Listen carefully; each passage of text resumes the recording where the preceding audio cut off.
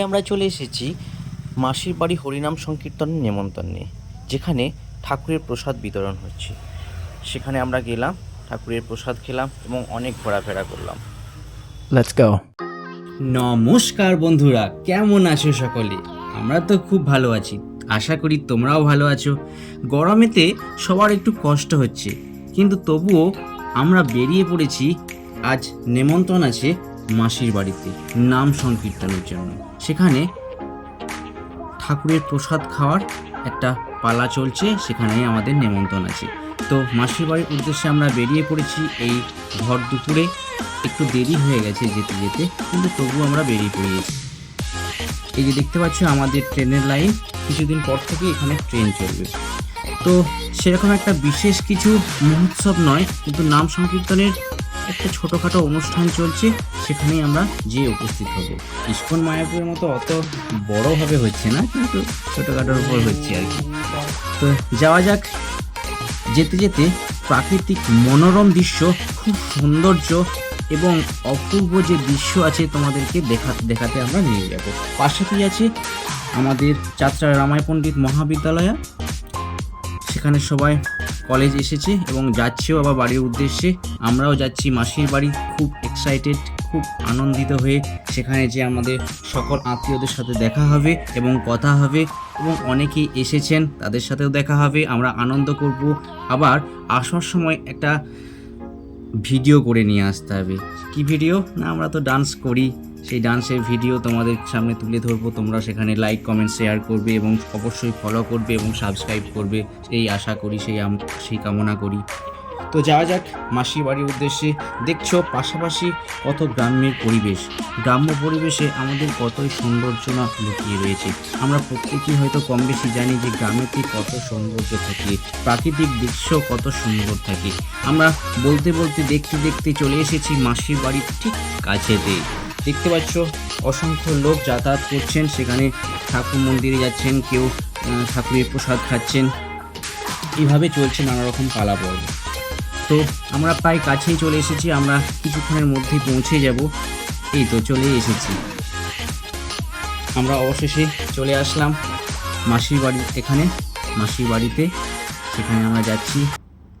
Tata.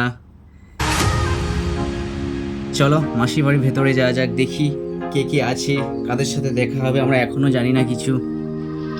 অনেকে জুতো দেখতে পাচ্ছি। হাই, কেউ কোথাও নেই, শুধু ভাগনা দুজন বসে আছে আমাদের জন্য। এ হলো বড় ভাগনা, এ হলো ছোট ভাগনা। ছোট ভাগনা খুব ফোনে ব্যস্ত থাকে, সব সময় ফোন নিয়ে চিমিচি করতেই থাকে, মা বাবা বকে এবং প্রত্যেকেই বকে। বড় ভাগনাও ফোন দেখে, কিন্তু অল্প।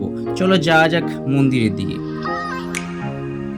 ঠাকুর দর্শন, এই হলো আমাদের মা মনসা।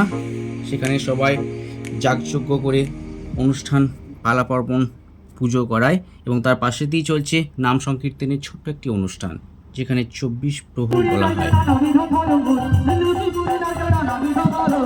এখানে ভোগ কীর্তন চলছে, তোমরা দেখতে পাচ্ছ তারই কিছু অংশ। চলো একটু ঘুরিয়ে নিই। তোমরা এখন দেখছো মাসির বাড়ির নাম সংকীর্তনের ভোগ কীর্তন পালাপর। সেখানে একজন ভক্ত বর্ণনা দিচ্ছেন, ঠাকুরের নাম সংকীর্তন করছেন, প্রত্যেকেই সেই শ্রবণ করছে এবং প্রত্যেকেই দেখছে, ভালো মতো করে উপভোগ করছে। চলো একটু ভালো করে দেখিয়ে নিই এই মন্দিরের সৌন্দর্য।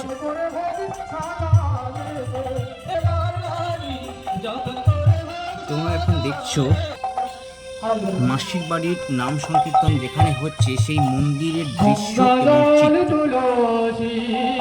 আমরা এরপর ঠাকুর প্রসাদ যেখানে বিতরণ হচ্ছে তার দিকে রওনা হয়ে গেছি। আমরা খুব এক্সাইটেড যে প্রসাদ কি কি রান্না হয়েছে। অবশ্যই যাই দেখ না কেন, ঠাকুরের প্রসাদ খুব ভালো লাগে, কিন্তু তবুও একটু এক্সাইটেড হয়ে আছি যে ঠাকুরের প্রসাদে থাকবে এই রকম রান্না, সেই রকম রান্না।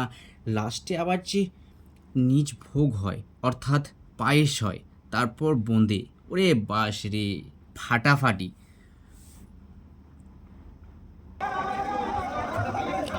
এই হলো চিত্র। প্রত্যেকেই খাওয়া দাওয়া করে বেরিয়ে আসছেন এবং আবার যারা বসবেন তারা লাইন দিয়ে সবাই দাঁড়িয়ে আছে, সবাই প্রসাদ গ্রহণ করার জন্য প্রস্তুত হয়ে আছে। কিছুজন মানুষ বেরিয়ে আসলে আবার কিছুজন মানুষ যে ভেতরে ঢুকবে, প্রবেশ করবে এবং সেখানে প্রসাদ গ্রহণ করবে। চলো ভেতরের দিকে যাওয়া যাক। আচ্ছা, সবাই আগে বেরিয়ে যাচ্ছে, তারপর আমরা ভেতরের দিকে ঢুকবো। আমরা চলে এসেছি খাবারের দিকে, খাবার দেওয়া শুরু হয়ে গেছে, এখানে আমরা বসেছি।